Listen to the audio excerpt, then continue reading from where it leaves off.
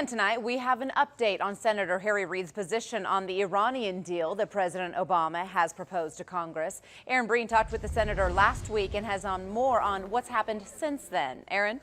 Well, Wendy, last week, Senator Harry Reid wasn't ready to talk about his stance on the Iranian deal that Congress will be deciding in September, but apparently he changed his mind this weekend.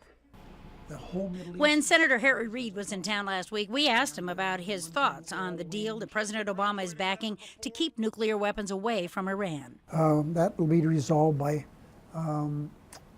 September 17th, so that's getting really close. You don't know which way you're leaning yet? Well, I'm leaning, but I'm going to keep that to myself. Okay. Well, until just the right moment to wield just the right political clout, because just 3 days later, yesterday, he tweeted his decision, saying, quote, "I strongly support the historic agreement and will do everything in my power to ensure that it stands," end quote. That was part of a longer press release that he issued from Las Vegas that also said, quote, "After years of study and months of careful review of the Joint Comprehensive Plan of Action and its predecessor agreement, I support this agreement because it is the best path to stop Iran from obtaining a nuclear weapon."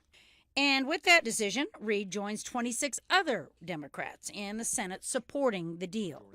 Meantime, two high-profile Democratic senators, including New Jersey Senator Bob Menendez and New York Senator Chuck Schumer, are already on record opposing it. Now, Nevada Republican Senator Dean Heller has challenged the deal, saying, quote, "I have some serious reservations about the deal reached on Iran's nuclear program, and I will review it carefully." And, quote, "that we need to do everything in our power to prevent Iran from acquiring nuclear weapons capability," end quote. And Nevada Republican Congressman Mark Amodei has also spoken out against it. Here's where I'm at on Iran so far. When this started 10 years ago, Iran was not a candidate to have nuclear weapons capability. I think that's a fair statement 10 years ago. So you say, okay, what's changed in the last 10 years?